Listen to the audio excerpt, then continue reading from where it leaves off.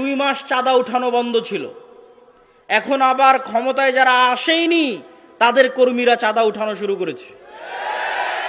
গত 16 বছর রাজনৈতিক দলীয়করণ যেভাবে গ্রাম পর্যায় পর্যন্ত পৌঁছে গেছিল, আজ 16 বছর পর ফ্যাসিজম থেকে মুক্ত হয়ে এই সমস্ত সেকুলার, অন্যায়পরায়ণ, আত্মমর্যাদাহীন, আত্মসম্মানহীন মুসলমানেরা, দুর্বল গোলাম মুসলমানেরা তাদের ওই সমাজ, ওই গ্রামগুলোতেই আরেকটা লেজুর ভিত্তিক দলকে চাঁদাবাজি করার, ক্ষমতার প্রদর্শনী করার, অন্যায় করার সুযোগ দিচ্ছে চোখের সামনে। সুযোগ ছিল বাধা দেওয়ার, দেখে যাচ্ছে, অথচ এখন বাধা দিলে বাধা দিতে পারবে। এখন চাইলে সোশ্যাল জাস্টিস, ন্যায় বিচার, মসজিদের ইমাম, মসজিদ কর্তৃপক্ষ, মসজিদের কমিটি, মাদ্রাসা প্রতিষ্ঠা করতে পারবে তার এলাকার মধ্যে, পারবে। আমি একটা বাজার চিনি আমাদের এলাকায়, ওই বাজারে গত 16 বছর বাজারে যারা সবজি বিক্রি করত, যারা দোকান দিত, তাদের থেকে চাঁদা উঠিয়েছে সাবেক ক্ষমতাসীন দল। আর 1, 1.5 কি 2 মাস চাঁদা উঠানো বন্ধ ছিল। এখন আবার ক্ষমতায় যারা আসেইনি তাদের কর্মীরা চাঁদা উঠানো শুরু করেছে।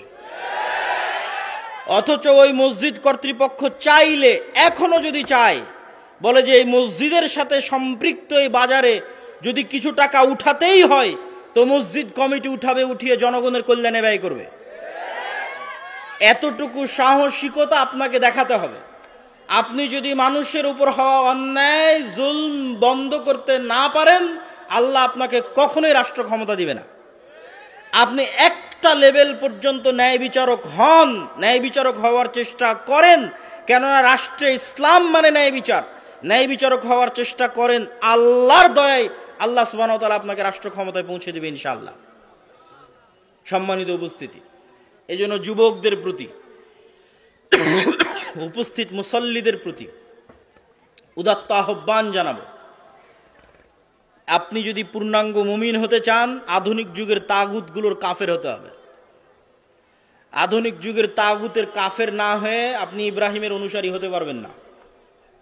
গণতন্ত্র, সমাজতন্ত্র, ধর্মনিরপেক্ষ মতবাদ, জাতীয়তাবাদ, এই ধরনের মতবাদের প্রকাশ্যে নিজেকে কাফের ঘোষণা করতে হবে যে আমি এই সমস্ত মতবাদের কাফের। এবার আপনার ঈমান পূর্ণাঙ্গ হলো, এবার আল্লাহর সহযোগিতা আপনার সাথে আসলো। শুরু থেকে শুরু করেন। নবীরা সবসময় শুরু থেকে শুরু করতেন। মুসা আলাইহিস সালাতু ওয়াস সালামের যে মুজিজার লাঠি ছিল, সেটি দিয়ে চাইলে ফেরাউনকে হত্যা করে দিয়ে ডাইরেক্ট ক্ষমতা নিতে পারতেন। এত দুঃখ, কষ্ট, অত্যাচার, জুলুম সহ্য করার দরকার ছিল না। কিন্তু আল্লাহ কোনো কিছুই হুমজিক্যালি ডাইরেক্ট করেন না। 7 বছর ইউসুফ আলাইহিস সালামকে জেলে রাখার কি দরকার? ফেরেশতা জেলের দেওয়াল ভেঙে দিলেই হয়, ফেরেশতা জেল থেকে বের করে নিলেই হয়, কুয়া থেকে ফেরেশতা উঠিয়ে নিলেই হয়। আল্লাহ এভাবে কাজ করেন না। আল্লাহ মানুষকে পরীক্ষার মধ্যে দিয়েই, অত্যাচার, জুলমের মধ্যে দিয়ে আল্লাহ মানুষকে প্রতিষ্ঠিত করেন। অতএব আমাদেরকেও নবীদের মতো শুরু থেকেই শুরু করতে হবে। এবং শুরু থেকে শুরু করলেই আপনি যদি শুধু আত্মমর্যাদা সম্পন্ন, সত্যবাদী, ন্যায়পরায়ণ প্রজন্ম উপহার দিতে পারেন, যে প্রজন্ম আপোষ করবে না, সেকুলার হবে না, নিজের দিনের উপর কট্টর হবে, যেটা আগের বক্তব্যে আমি বলেছি, তাহলে ওই প্রজন্মের হাত দিয়ে ইসলামের বিজয় হবে ইনশাআল্লাহ। সিরিয়া বিজয়ের পর 500-র অধিক সিরিয়ার জায়গায় বিমান হামলা চালাতে ইসরায়েল পৃথিবীর কোনো দেশের অনুমতি নেয়নি, পরোয়া করে না। সে সেকুলারিজমে বিশ্বাস করে না, সে তার ভ্রান্তির ওপরেও তার দিনের ওপর কট্টর। আমি যখন আজকের জেনজি যারা ফেসবুক, ইউটিউব, টিকটকে ভারতকে নিয়ে হাসাহাসি করে, তখন আমি তাদেরকে নিয়ে হাসাহাসি করি। কেন? তারা ভারতকে নিয়ে হাসাহাসি করে ভারতের স্বাস্থ্য ব্যবস্থা বা ভারতের যে পাবলিক টয়লেট, শৌচাগারের ব্যবস্থা, আর অনেক কিছু, এগুলো নিয়ে হাসাহাসি করে। আর আমি হাসাহাসি করি ভারতের দম আছে, তাই ভারত তার ভ্রান্তির উপরেও হিন্দুত্ববাদীর উপর টিকে আছে। তুমি মুসলমান কাপুরুষ, তাই তোমার দেশে ইসলাম বাস্তবায়ন করতে পারোনি। তুমি যদি বলো যে আমি ভারতের চেয়ে শক্তিশালী, ভারতের মতো সাহসী, হাসাহাসি ঠাট্টা করতে চাও, তাহলে ভারতের মতো দম দেখাও, বাংলার মাটিতে রাষ্ট্রীয়ভাবে ইসলাম প্রতিষ্ঠা করে দম দেখাও। মিনমিন করে মিউ মিউ করে সেকুলারিজমের বুলি আওড়াও, আর তোমার চারিপাশে কট্টর হিন্দুত্ববাদীদের ঘিরে আছে, এই সেকুলারিজমের বুলি আউড়িয়ে তোমার স্বাধীনতা রক্ষা হবে না। আমি আব্দুল্লাহ বিন আব্দুর রাজ্জাক বলে গেলাম। তুমি যদি স্বাধীন হতে চাও, তারা যদি ভ্রান্তির উপর কট্টর হতে পারে, তোমাকে তোমার হকের উপর কট্টর হতে হবে। এটি শুধু রাষ্ট্রীয়ভাবে নয়, ব্যক্তিগত জীবনেও। ব্যক্তিগত জীবনেও মুসলমানেরা দাড়ি রাখতে দ্বিধায় ভুগে। ব্যক্তিগত জীবনে মুসলমান যদি আর একজনকে দাড়ি টুপি মাথায় দিয়ে দেখে, তাহলে তাকে আনস্মার্ট মনে করে। ব্যক্তিগত জীবনেও মুসলমান যার গলায় প্যান্ট শার্ট টাই দেখবে, তাকে স্মার্ট মনে করবে। ব্যক্তিগত জীবনেও মুসলমান যাকে ইংরেজি বলতে দেখবে, তাকে স্মার্ট মনে করবে। ব্যক্তিগত জীবনেও মুসলমান যে ইংরেজি জানে না, তাকে আনস্মার্ট মনে করবে। ব্যক্তিগত জীবনেও সে তার নবীর দ্বীনের উপর, নবীর সুন্নাতের উপর হেজিটেটেড, দ্বিধাহীনতায় ভুগে, সিদ্ধান্ত নিতে পারে না। সুতরাং ব্যক্তিগত জীবনেও সে পরাজিত। কেননা একটা ইহুদি দাড়ি রাখার সময় চুল পরিমাণও পরোয়া করে না যে পৃথিবীর কে কি কল্পনা করবে। এই জন্য ইহুদি শতকরা 90% বেশি ইহুদি দাড়ি রাখে। আর মুসলমান চিন্তা করে যে মানুষ কি বলবে, তো আর ভারত নিয়ে হাসাহাসি করার কি আছে, ওই তো গোলাম। ওরা তো অন্তত নিজের দিনের উপর কট্টর এবং স্বাধীন। তুমি যেই দিন তোমার নবীর আদর্শের উপর কট্টর হতে পারবে তাদের মতো, সেই দিন তুমি স্বাধীন। আর যতদিন তোমার নবীর দিনের আদর্শের উপর কট্টর হতে পারবে না, ততদিন মনস্তাত্ত্বিক কলোনিয়াল গোলামির শিকার, মনস্তাত্ত্বিকভাবে ঔপনিবেশিক গোলামির শিকার। সম্মানিত উপস্থিতি, শুধু তাই নয়, বর্তমান আমেরিকায় যারা ক্ষমতায় এসেছে, ট্রাম্প প্রশাসন, তারাও ধীরে ধীরে ডানপন্থী খ্রিস্টান বা কট্টর খ্রিস্টান পন্থার দিকে এগিয়ে যাচ্ছে। সেটা একদিক থেকে আবার ভালো। কোন দিক থেকে ভালো? কেননা ধর্ম মানেই সেখানে LGBTQ বা সমকামিতার মতো পরিবার বিদ্বেষী বিষয়গুলো আশ্রয় পাবে না।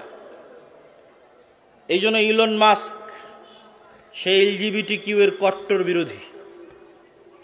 এই জন্যই সে ডোনাল্ড ট্রাম্পের সাথে রাজনীতিতে অংশগ্রহণ করেছে এবং তারা তাদের শিক্ষা ব্যবস্থায় বাইবেলকে অন্তর্ভুক্ত করছে। এবং ধীরে ধীরে কিভাবে কট্টর খ্রিস্টান ডানপন্থীর দিকে এগিয়ে যাওয়া যায় সেই পরিকল্পনা চলতেছে। কিন্তু শুধু মুসলমানদের কাছে যখন আসবেন, এই বাংলাদেশ আর এই পাকিস্তান আর এই মুসলিম দেশগুলো ইসলামের নামের উপর তৈরি হলো, অথচ এই মুসলিম দেশগুলো সবচেয়ে বড় সেকুলার নিজেদেরকে দাবি করে, সবচেয়ে বড় সুফি এবং সাধু সাজতে চায়। এই জন্য আমি আব্দুল্লাহ বিন আব্দুর রাজ্জাক, প্রধান উপদেষ্টা ডক্টর ইউনূসের সামনে গিয়ে বলেছিলাম যে আপনারা কেন ডিফেন্স খেলতেছেন? সারা ভারত থেকে বলা হচ্ছে বাংলাদেশে হিন্দুদের উপর নির্যাতন হচ্ছে, আর আপনি মুখের ফেনা তুলে দিচ্ছেন, না ভাই দেখো আমার এখানে হিন্দুরা এত ভালো আছে, এত সুখে আছে, এত শান্তিতে আছে, এত ফেনা তোলার তো দরকার নাই, এত সুফি সাজার তো দরকার নাই। শুধু সারা পৃথিবীর সবাই জানে ভারতের মুসলমানেরা কি অবস্থায় আছে। আপনার যদি সাহস থাকে, তাহলে তারা যেমন বাংলাদেশে বসবাসরত সংখ্যালঘু হিন্দুদের পক্ষে আওয়াজ উঠাচ্ছে, দম থাকলে আপনি ভারতের সংখ্যালঘু মুসলিমদের পক্ষে আওয়াজ উঠান। বাংলাদেশের মাটিতে এরকম কোনো ইতিহাস নাই যে কোনো হিন্দুকে গণপিটুনি দিয়ে হত্যা করা হয়েছে, আছে? নাই। বাংলাদেশের মাটিতে এরকম কোনো ইতিহাস নাই যে কোনো মন্দিরকে ভেঙে সেখানে মসজিদ তৈরি করা হয়েছে। আর ভারতের মাটিতে এরকম অসংখ্য ইতিহাস আছে, মসজিদ ভেঙে মন্দির তৈরি করা হয়েছে। অসংখ্য ইতিহাস আছে মুসলমানকে গণপিটুনিতে হত্যা করা হয়েছে গরুর গোস্ত রাখার অপরাধে। তারপরও সেখানে হওয়া সংখ্যালঘু নির্যাতনের বিষয়ে আওয়াজ যদি উঠাতে না পারেন, তাহলে স্বাধীন নই, গোলাম। সম্মানিত উপস্থিতি, ঠিক তেমনি আরো একটি মতবাদ, এই তো গেল মোটামুটি সেকুলারিজমের কথা। এবার আসি সংক্ষিপ্ত গণতন্ত্রের বিষয়ে। গণতন্ত্র মুসলমানদের নিকটে বাহ্যিকভাবে দেখতে খুব ভালো মনে হলেও বাস্তবে গত 100 বছরের ইতিহাস বলছে এটি মরীচিকা ব্যতীত কিছুই নয়। ঝুলন্ত মূলার মতো, যেই মূলার পিছনে আপনি দৌড়াতেই থাকবেন কিছু পাওয়ার আশায়, কিন্তু কোনোদিন কিছু পাবেন না। ওই যে দূরে মরুভূমিতে পানি দেখা যায়, আপনি সেই পানির জন্য ছুটতেই থাকবেন, কিন্তু মরীচিকার মতো সেখান থেকে কোনো পানি আপনি পাবেন না, যাওয়ার পর দেখবেন সবই ভালো।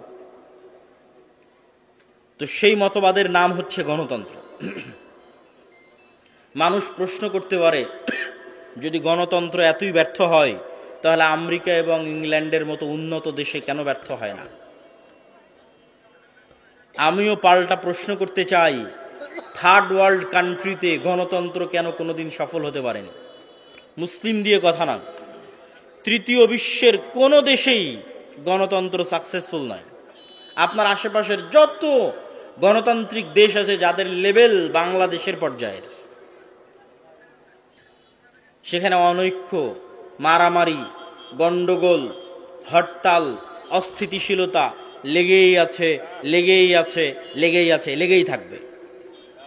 তাহলে ফার্স্ট ওয়ার্ল্ড কান্ট্রি যারা বিশ্বের প্রথম স্তরের, তাদের কাছে কেন গণতন্ত্র এতটা স্থিতিশীল? তার কারণ অনেকেই মনে করে, অনেক হীনম্মন্য মুসলিম যুবক, আজকে যদি এখানে যুবক এবং ছাত্র ভাইয়েরা থেকে থাকে, তারা অনেক সময় এই ব্যর্থতার জন্য আমাদের দিনকে দায়ী করে। বলে আমাদের হুজুরেরা ইসলামের বিষয়ে এত কট্টর, ইসলামের বিষয়ে এত বেশি ফতোয়া, এত বেশি টানাটানির কারণে আমরা উন্নত হতে পারছি না। এটি একটি ডাহা মিথ্যা অপবাদ।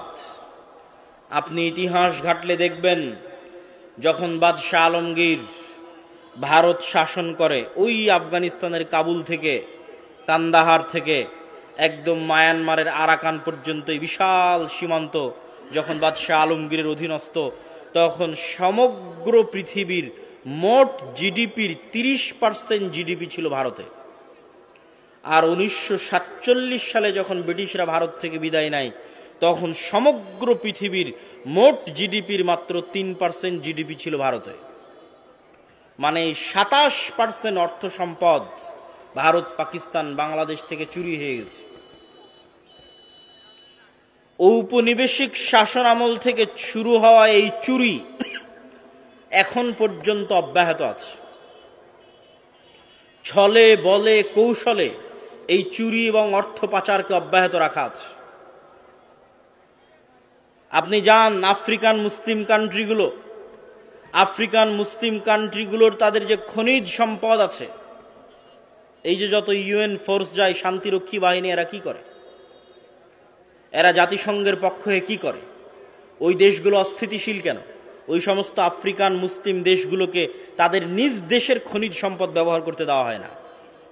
তাদের দেশের খনিজ সম্পদ নিয়ে চলে যাবে ফ্রান্স, তাদের দেশের খনিজ সম্পদ নিয়ে চলে যাবে ইতালি, তাদের দেশের খনিজ সম্পদ নিয়ে চলে যাবে স্পেন। এখনকার পৃথিবীর কথা বলছি, আজকের পৃথিবীর কথা বলছি।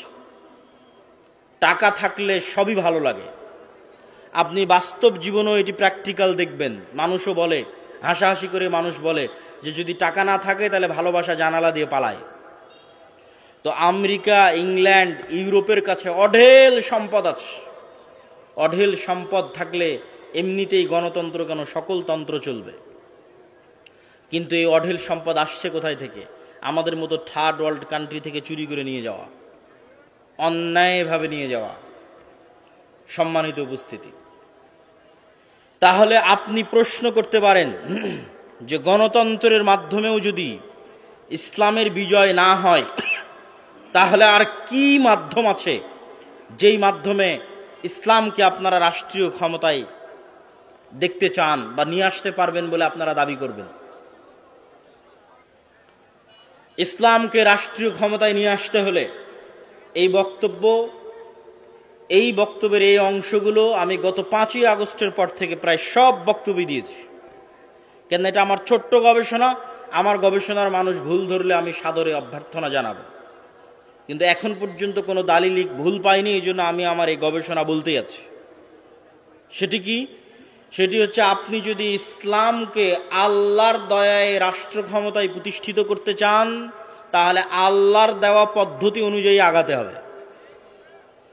জোর করে মারামারি করে যেমন একজন ক্ষমতা দখল করে নিচ্ছে, আপনিও নিতে পারেন, কিন্তু এটা ইসলামের নামে আল্লাহর দয়ায় ক্ষমতায় যাওয়া হলো না।